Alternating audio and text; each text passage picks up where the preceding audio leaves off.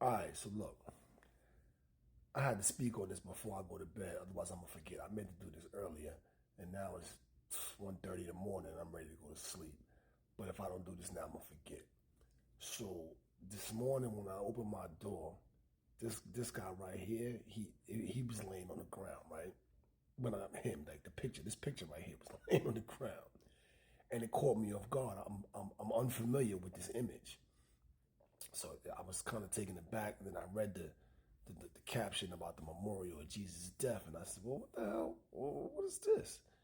So I looks at my ring camera footage, and I see two black women and this beautiful little black girl. They had dropped it off, and they was Jehovah Witness, and they said they was gonna leave something, under the flower pot for us, right?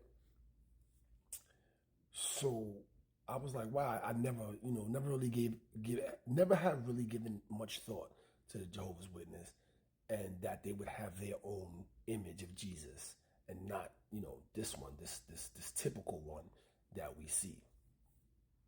So it really got me to thinking, particularly because the two women were black and they had this pretty little black girl with her and with them, and I have a pretty little black daughter myself, and it really got me to thinking, and I'm curious to know why did we go for this? Either one of these, and not just us as black people. Why does anybody go for this? Because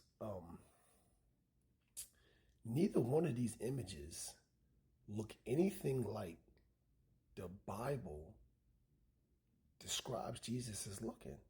So why did we just accept these images? And when I say we, please understand. No, I'm not a Christian. I don't really ascribe to any religion at the moment per se, but if I had to pick a religion, I would say Islam is the religion of black people, but that's a whole nother discussion. We're not gonna do that right now.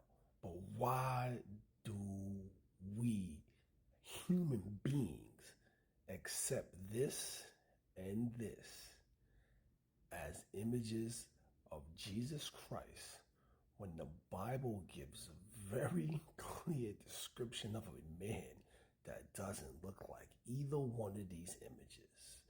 I'm not gonna lie, this one a little closer than that one. I gotta give a shout out to the Jehovah's Witness because this is a little closer as far as the hair, the texture of the hair, and all that might be a little, but it's still it ain't it. It ain't it.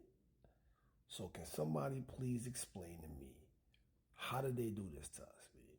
How did they get everyone to accept this? And I'm gonna take a wild guess and say that whoever came up with this depiction right here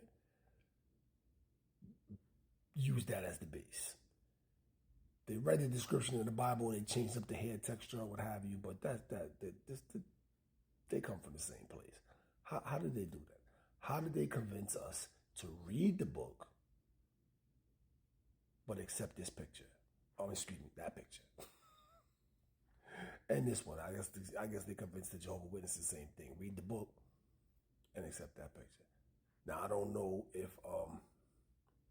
what they reading has a different description. I don't think so. Again, I've never really given much thought. I've only ever really been friends with one person that's Jehovah's Witness, and we still friends. But we never had that discussion. We never talked about his faith and his religion or what have you. But I need somebody to please tell me how and why. What is this? Why do we go for this? Why in 2024 are people still going for this? Inquiring minds want to know. Forgive my broken